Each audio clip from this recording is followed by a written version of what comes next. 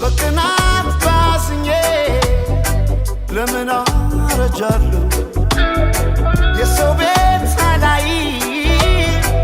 የራሴ ኖራለሁ ሲከፋኝ አንዳንዴ እንደ ሰው ባለቅስም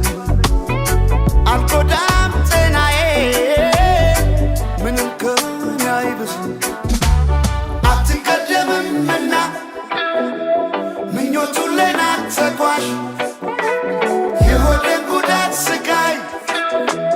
ጥርሴ ብቻ ናት ፈዋሽ ስማ ራሴ አትቀደም ጥርሴ ሰው ስካ ደስ ይበላት ነፍሴ ስማ ራሴ